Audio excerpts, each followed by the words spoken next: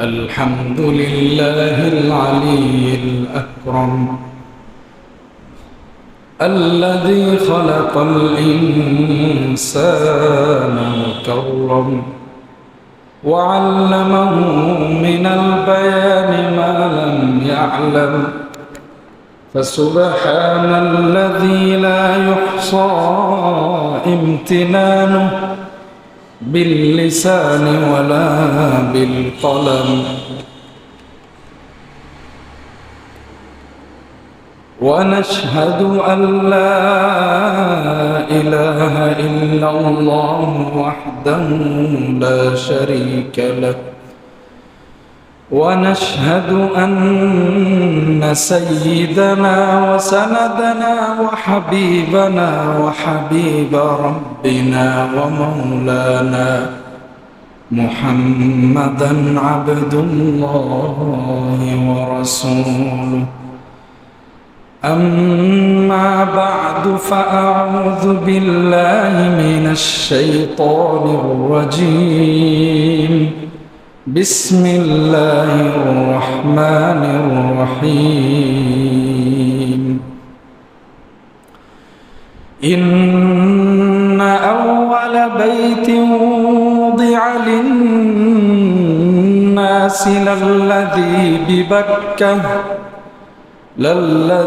ببكة مباركا وهدى للعالمين فيه آيات بينات مقام إبراهيم ومن دخله كان آمنا ولله على الناس حج البيت من استطاع إليه سبيلا وقال رسول الله صلى الله عليه وسلم من أراد الحج فليتعجل فإنه قد يمرض المريض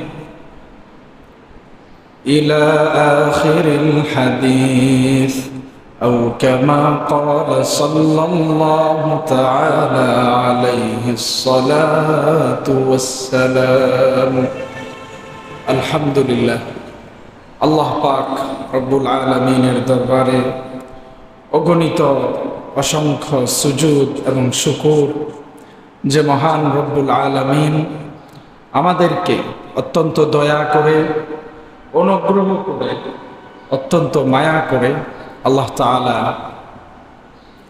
এই পবিত্র জুমার দিনে এবং জিলকদ মাস এই পবিত্র মাসে আল্লাহ তাআলা তার ঘরে আমাদেরকে উপস্থিত হওয়ার তৌফিক দান করেছেন, তার কুদরতি কদমে সিজদা দেওয়ার তৌফিক দান করেছেন।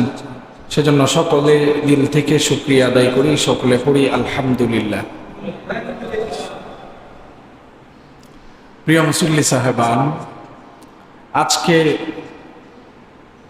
আমাদের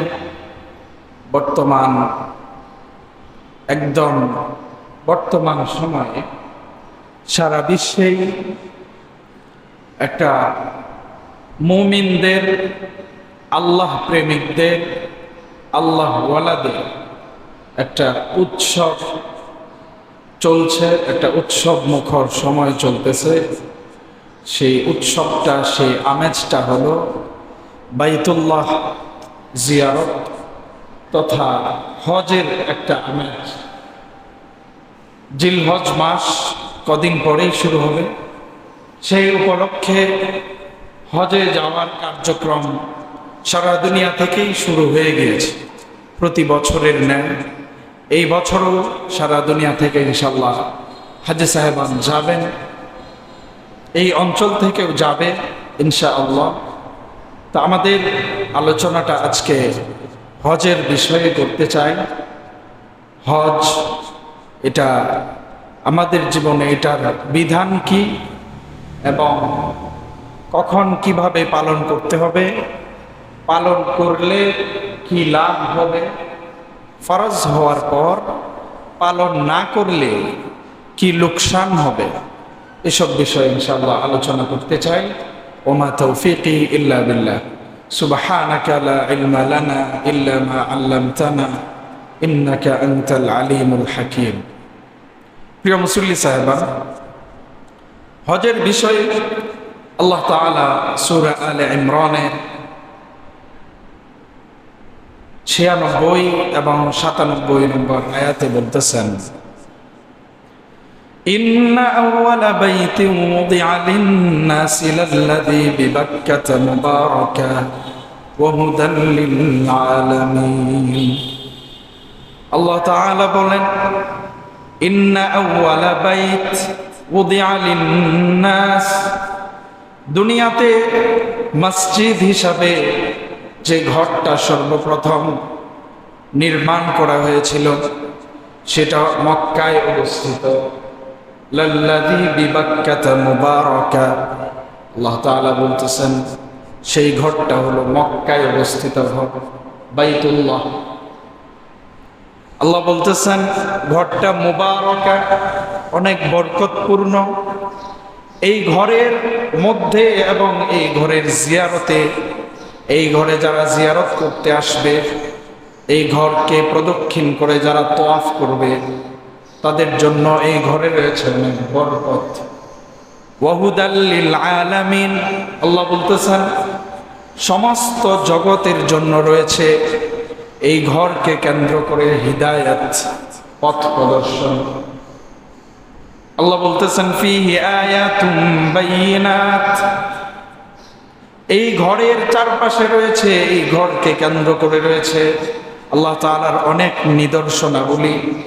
বিশেষভাবে আল্লাহ তাআলা বলতেছেন মাকাম ইব্রাহিম, মাকামে ইব্রাহিম নামে এই ঘরের পাশেই একটি স্থান রয়েছে, হাজী সাহেবানরা যেটার পাশে গিয়ে নামাজ আদায় করে।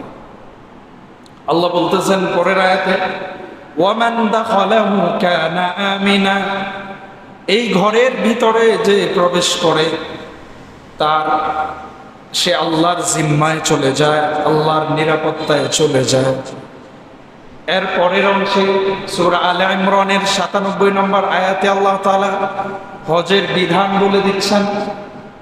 আল্লাহ বলতেছেন ওয়ালিল্লাহি আলান নাস হিজ্জুল বাইত, আল্লাহ বলতেছেন ওয়ালিল্লাহ, আর আল্লাহ তাআলার জন্য হজ করতে হবে। আলান নাস হিজ্জুল বাইত, কখন করতে হবে, কখন ফরজ হবে। মান ইসতাতা ইলাইহি সাবিলা, যে ব্যক্তি হজের যাত্রা, হজের সফরের খরচের মালিক যে হবে, তার উপরেই হজটা কি হয়ে যাবে, ফরজ হয়ে যাবে। প্রিয় মুসল্লি সাহেবা, আমরা জানি নবীজির প্রসিদ্ধ হাদিস, নবীজি সাল্লাল্লাহু আলাইহি ওয়াসাল্লাম বলছেন ইসলামের ভিত্তি 5টি বিষয়ের উপর। নবীজি বলতেছেন প্রথম ভিত্তিটা হলো আল্লাহ রাসূলের উপর ঈমান আনা, দ্বিতীয় ভিত্তি হলো নামাজ কায়েম করা, তৃতীয় ভিত্তি যাকাত দেওয়া, চতুর্থ ভিত্তি হজ করা এবং রমজান মাসে রোজা রাখা। এই 5 নম্বর ভিত্তি রমজান মাসে রোজা রাখা। তো হজটা ঈমান আনার পর আল্লাহ তাআলার কাছ থেকে মুসলিম হিসাবে একটা লোক আইডেন্টিটি নেওয়ার পর, মুসলিম হিসাবে আল্লাহর পক্ষ থেকে একটা লোক গ্রিন কার্ড নেওয়ার পর, ইসলামের আখেরাতে নামক যে একটা জীবন আছে, সেই জীবনের জন্য একটা লোক মুসলিম হিসাবে অ্যাকাউন্ট করার পর, আমি বোঝাতে চাচ্ছি ঈমান আনার পরেই আখেরাতের জন্য আমরা কি করতে পারি, সওয়াব জমা করতে পারি। সেজন্য একটা অ্যাকাউন্ট করা লাগে। অ্যাকাউন্টটা কিভাবে করতে হয়, ঈমান আনলেই অ্যাকাউন্টটা কি করা হয়ে যায়। কোনো বেঈমান যদি সারা জীবন ভর নেক কাজ করে, নবীজি হাদিসে বলতেছেন তার সেই নেক কাজ কোনো কাজে আসবে না। কিন্তু একজন ঈমানদার যদি ঈমান এনে আখিরাতের ব্যাংকে একটা অ্যাকাউন্ট করে রাখে, আগুনে পুড়ে হলেও, জাহান্নামের শাস্তি ভোগ করে হলেও একদিন না একদিন সে জান্নাতে যেতে পারবে, কারণ তার একটা অ্যাকাউন্ট করা ছিল। তো বুঝাতে চাচ্ছি, ঈমান আনার পর বাকি যে 4টি ভিত্তি আছে, প্রত্যেকটা ভিত্তি দ্বীনের হুকুমে ফরজ বিধান। কি বিধান? ফরজ বিধান। তো ফরজ বিধানগুলা, এর মধ্যে আজকে আমাদের আলোচনায় যেটা আসছে সেটা হলো হজ। আল্লাহ তাআলা বলতেছেন হজটা ফরজ। এটা কার জন্য ফরজ? সবার জন্য কি ফরজ? সবার জন্য না। নামাজ যেমন সবার জন্য ফরজ, ধনী দরিদ্র এবং বয়স্ক, প্রাপ্তবয়স্ক, বয়োবৃদ্ধ সকলের জন্যই কি নামাজটা ফরজ। যাকাত, হজ, রোজাটাও সকলের জন্য ফরজ। কিন্তু যাকাতের সাথে এবং হজের সাথে রয়েছে একটা অর্থনৈতিক যোগসূত্র। নির্দিষ্ট পরিমাণ অর্থ আসলে কারো হাতে, তারপরে যাকাত ফরজ হবে। নির্দিষ্ট পরিমাণ অর্থ কারো হাতে আসলেই পরে হজ ফরজ হবে। এখন হজ ফরজের নির্দিষ্ট পরিমাণ অর্থটা কি? আল্লাহ বলতেছেন মানিস্তাতা ইলাইহি সাবিলা, যে ব্যক্তি হজের সফরের খরচ বহন করতে পারবে, তার নিত্য প্রয়োজনের অতিরিক্ত হিসাবে যখন হজের খরচ তার কাছে থাকবে, ওই ব্যক্তির উপরে কি হয়ে যাবে? হজটা ফরজ হয়ে যাবে। মানিস্তাতা ইলাইহি সাবিল। পরের অংশে আল্লাহ বলতেছেন ওয়ামান কাফারা ফাইন্নাল্লাহা গনিয়্যুন আনিল আলামিন, যে ব্যক্তি আমার এই বিধানকে লঙ্ঘন করবে, অস্বীকার করবে, আমি শুধু তার থেকে নই, ফাইন্নাল্লাহা গনিয়্যুন আনিল আলামিন, আমি শুধু তার থেকে নই, ওই অস্বীকারী ব্যক্তির থেকেই নয়, আমি পুরো পৃথিবী থেকেই অমুখাপেক্ষী একজন সত্তা। কেউ যদি আমার বিধান পালন না করে, হজ না করে, আমার হুকুম পাওয়ার পরেও তার হজের প্রয়োজন আমার নেই। আল্লাহ তাআলা কি বোঝাতে চাচ্ছেন? তার হজের প্রয়োজন আমার নেই। আমার অনেক বান্দা আছে, সারা দুনিয়া থেকে আসে, আমাকে আমার ভালোবাসা নিয়ে আমার ঘর তওয়াফ করতে আসে, আমার হাবিবের রওজা জিয়ারত করতে আসে, তাদেরটাই আমার জন্য কি যথেষ্ট। তো আল্লাহ তাআলা একটা ধমক দিলেন, এই আয়াতের শেষাংশে কি করলেন? একটা ধমক দিলেন। অর্থাৎ হজ যখন ফরজ হয়ে যাবে, অতি শীঘ্রই হজটা কি করতে হবে? পালন করে নিতে হবে। এখন হজের খরচ এক এক দেশ থেকে এক এক রকম লাগে, এক এক সময়ে এক এক রকম লাগে। এটা একটু খোঁজ রাখলেই মোটামুটি নিজের হিসাবটা নিজে করে ফেলা যাবে। কার সামর্থ্য কতটুকু আছে আমরা সবাই নিজেদের ব্যাপারটা জানি। সেজন্য আমার সামর্থ্য কতটুকু, এই জিনিসটা সকলেই খেয়াল করব। প্রিয় ভাইরা আমার, নিত্য প্রয়োজনের অতিরিক্ত আপনার কাছে যদি টাকা থাকে, তাহলে আপনাকে হজ করতে হবে। মনে করেন আপনার কাছে ফসলি জমি আছে অনেক, মনে করেন 20 আরা জমি আছে, 20 কাঠা না, 20 আরা জমি। আপনার এখান থেকে ফসল দরকার হয় বছরে 10 কাঠা জমিনে, বাকি জমিনের ফসল আপনি বিক্রি করতে পারেন। এই সমস্ত অর্থাৎ অতিরিক্ত যত হিসাব টাকা পয়সা আপনার থাকবে, এটা দিয়ে আপনাকে কি করতে হবে? হজ করতে হবে। এখন হজের বিষয়ে আরেকটা মাসআলা হলো, সাহাবী নবীজিকে জিজ্ঞেস করতেছেন, ইয়া রাসূলুল্লাহ, নবীজি হজের কথা বললেন যে আল্লাহ তাআলা তোমাদের উপর হজকে ফরজ করেছেন। নবীজি সাহাবীকে জিজ্ঞেস করতেছেন, ইয়া রাসূলুল্লাহ, হজ কি প্রতি বছরেই ফরজ? সাহাবী এই কথা নবীজিকে 3 বার জিজ্ঞেস করেছেন। কয়বার? 3 বার জিজ্ঞেস করেছেন, নবীজি উত্তর দেন নাই। তৃতীয়বার জিজ্ঞেস করার পর নবীজি বলতেছেন, এখন যদি আমি বলতাম ফরজ লাওয়াজাবাত, তাহলে তোমাদের জন্য কি হয়ে যেত? ফরজ হয়ে যেত। এরপর নবীজি বললেন, হজ প্রতি বছর ফরজ নয়, জীবনে একবারই ফরজ। যার যত টাকাই থাক, কতবার ফরজ? জীবনে একবার। কোটি কোটি টাকার মালিক, বিলিয়ন বিলিয়ন টাকার মালিক, তার জন্য হজ ফরজ কতবার? একবার। তবে আল্লাহর আশিক বান্দা, আল্লাহর মাহবুব বান্দা, সে শুধু একবার ফরজ হজ পালন করেই ক্ষান্ত হয় না। আল্লাহ তাআলার মহব্বত এবং ভালোবাসা যার অন্তরে আল্লাহ তাআলা দেন, সে সুযোগ পেলেই একবার নয়, বারবার হজে যায়। আল্লাহর এমন বান্দাদের অভাব দুনিয়াতে নাই। অনেক এমন আল্লাহর বান্দা আছেন যারা সুযোগ পেলেই হজে যান। অনেকেই প্রতি বছর হজে যান, প্রতি রমজানে গিয়ে বাইতুল্লাহ ইতিকাফ করে। তারা টাকার হিসাব করে না। সেক্ষেত্রে আল্লাহর অনেক বান্দারা আছেন, মাহবুব বান্দারা আছেন যাদের, এমনকি আল্লাহর অনেক মাহবুব বান্দারা আছেন যাদের সামর্থ্য না থাকার পরেও তারা হজে যেতে পারেন। আল্লাহ তাআলা তাদেরকে সেই তৌফিক দেন। আল্লাহ চাইলে দিতে পারেন কিনা? পারেন। এরকম অনেক ঘটনা আছে। সেই জন্য প্রিয় ভাইরা আমার, হজ ফরজ হওয়া না হওয়া এটা হলো একটা বিধান, এটা হলো একটা বিধান, নিয়ম, একটা নীতি, দিনের একটা সীমা রেখা। কিন্তু যেই বান্দার অন্তরের ভিতরে আল্লাহ তাআলা আল্লাহর মহব্বত দান করেছেন, সে এই সীমা রেখার হিসাব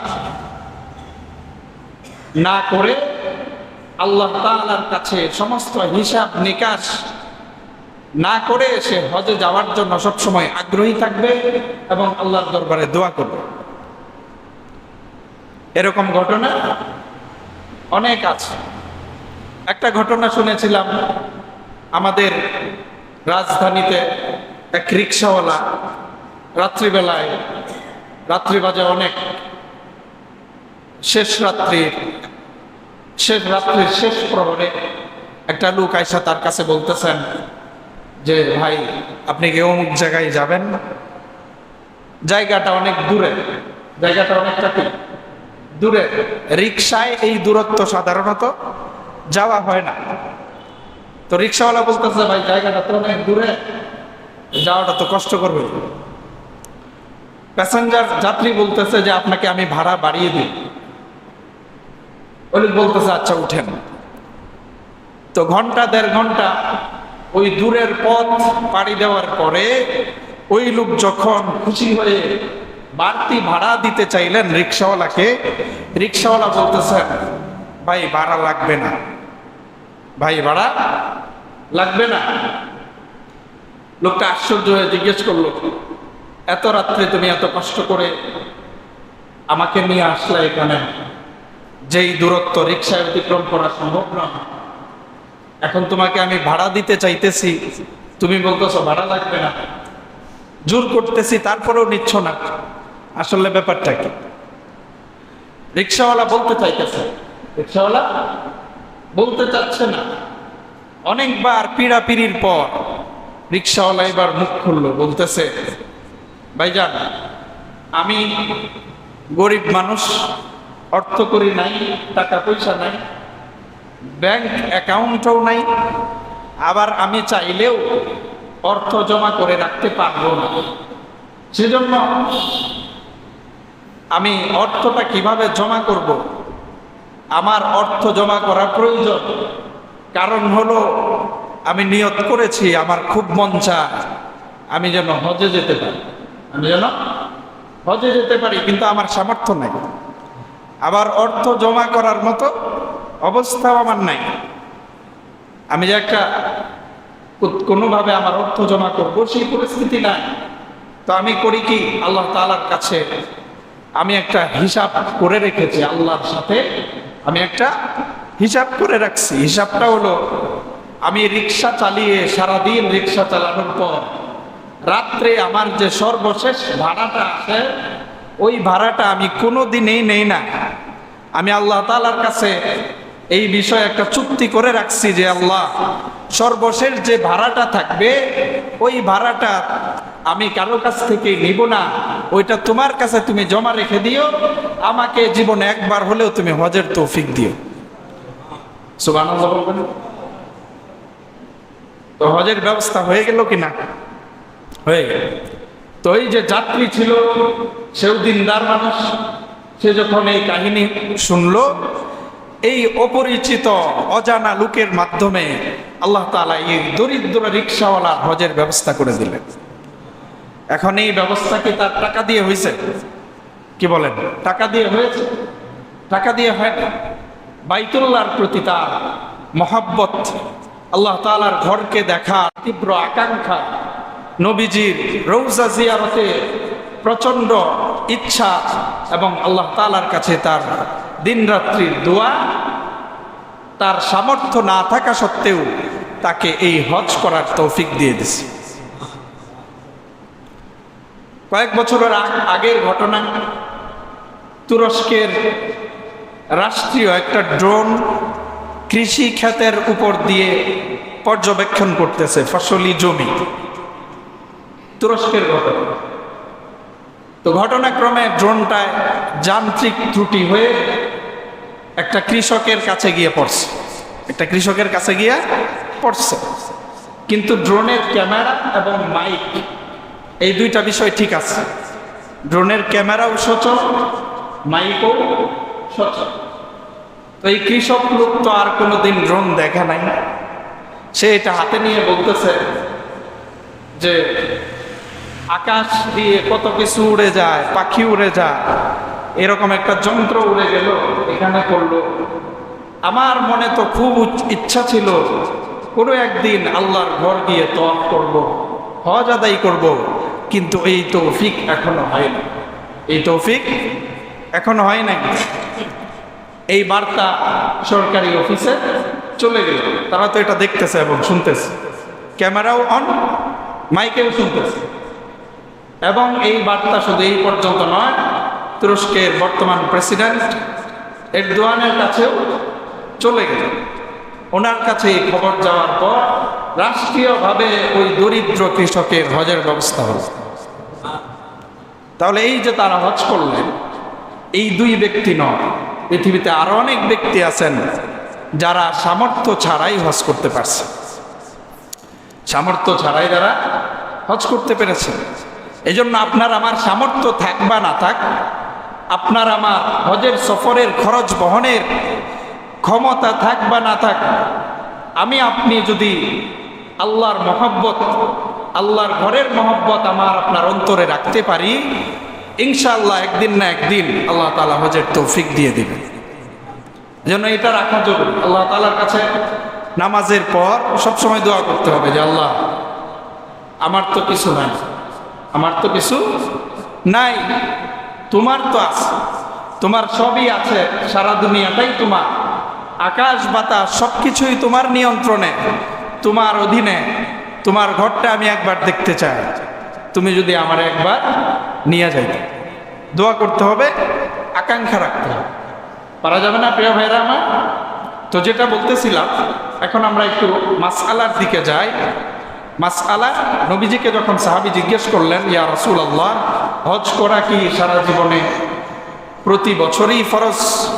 নবীজি বলতেছেন না, হজ করা জীবনে মাত্র একবার ফরজ। এরপর আরো কিছু মাসআলা আসে, যেমন মনে করেন হজ ফরজ হয়েছে কারো উপরে, এখন কি সে হজটা 3 বছর পর করবে না 5 বছর পর করবে? নবীজি এই সম্পর্কে বলতেছেন, মান আরাদাল হাজ্জা ফালইয়াতাআজ্জাল, তোমাদের মধ্যে যদি হজের সামর্থ্য কারো চলে আসে, সেজন্য তাড়াতাড়ি হজটা আদায় করার ব্যবস্থা করে। ফালইয়াতাআজ্জাল, সেজন্য তাড়াতাড়ি করে।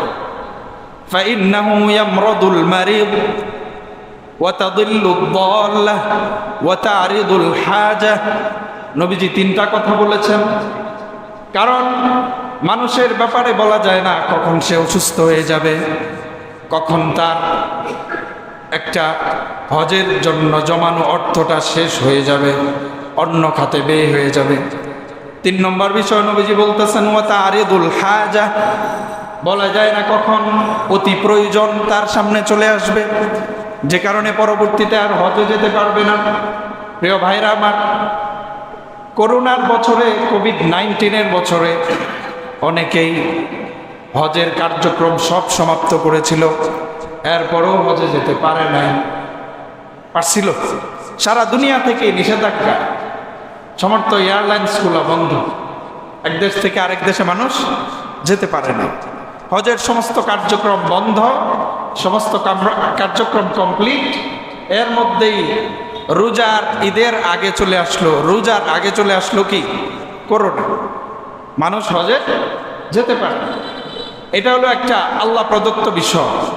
অনেক সময় অসুস্থতা চলে আসে, যখন হজ ফরজ হয়েছে তখন করে নাই, পরবর্তীতে সে কি হয়ে গেছে? অসুস্থ হয়ে গেছে। এত বেশি অসুস্থ হয়েছে যে তার জন্য আর বিদেশে যাওয়া সম্ভব নয়। মানুষের স্বাস্থ্য পরীক্ষা করা হয় কিনা? বিদেশ যাইতে হইলে স্বাস্থ্য পরীক্ষা করা হয় না? মেডিকেল করতে হয় না? আর মেডিকেলে যদি সবকিছু ওকে না থাকে, মেডিকেল তাকে পাস দিবে? বিদেশে যাওয়ার অনুমতি দিবে? দিবে না। এজন্য সুস্থ থাকতেই হজটা আদায় করতে হবে। 3 নম্বর কথা নবীজি বলতেছেন, ওয়া আরিদুল হাজা, তার প্রয়োজন চলে আসবে। হঠাৎ করে এমন একটা প্রয়োজন চলে আসলো, তার বাবা, তার মা, অথবা তার বড় কোনো একটা প্রজেক্ট সামনে চলে আসলো, বাবা মা অসুস্থ হয়ে গেল, তাকে বাধ্য হয়েই ওই খাতে জমানো টাকাটা খরচ করতে হবে। আবার কবে টাকা হয় না না হয় বলা যায় না।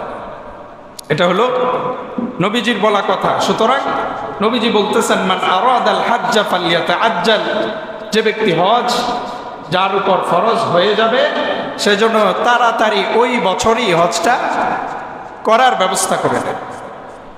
আরেক হাদিসে কুদসিতে, হাদিসে কুদসি হলো এমন হাদিস, যেই হাদিসগুলো আল্লাহ তাআলার পক্ষ থেকে সরাসরি নবীজির মাধ্যমে বর্ণিত হয়েছে। আল্লাহ তাআলা বলতেছেন, কারো উপর হজের সামর্থ্য আসার পর সে সুস্থও ছিল, তার অর্থনৈতিক সামর্থ্যও ছিল, তার এমন কোনো প্রয়োজন ছিল না যেটা দিনের বিচারে, তার ব্যক্তিগত বিচারে নয়, দিনের বিচারে হজে যাওয়ার ক্ষেত্রে প্রতিবন্ধক ছিল। আল্লাহ বলতেছেন, সে যদি এভাবে 5 বছর পর্যন্ত পিছিয়ে নেয় হজকে, আল্লাহ বলতেছেন লা মাহরুম, সেই ব্যক্তিটা কি হয়ে যাবে? বঞ্চিত হয়ে যাবে। সে কি হয়ে যেতে পারে? আমার ঘরের জিয়ারত থেকে বঞ্চিত হয়ে যেতে পারে। আল্লাহ বলতেছেন যে 5 বছর যদি হজকে কেউ এভাবে বিলম্ব করে, আমার ঘরের জিয়ারত থেকে, বাইতুল্লাহর তওয়াফ এবং জিয়ারত থেকে, অর্থাৎ হজ থেকে আমার সেই বান্দা বঞ্চিত হয়ে যেতে পারে। এই জন্য প্রিয় ভাইরা আমার, হজের সামর্থ্য আসার সাথে সাথেই হজের ব্যবস্থা করতে হবে। এখন আসেন, হজ আদায় করলে লাভ কি? অনেক লাভ আছে। আবার না আদায় করলে ক্ষতিটা কি? এ সম্পর্কে একটা ক্ষতির কথা আমি মাত্র বললাম। আল্লাহ তাআলা বলতেছেন লা মাহরুম, 5 বছরের বেশি দেরি করলে হতে পারে আমি তাকে বঞ্চিত করে দিব, আমি তাকে বঞ্চিত করে দিব।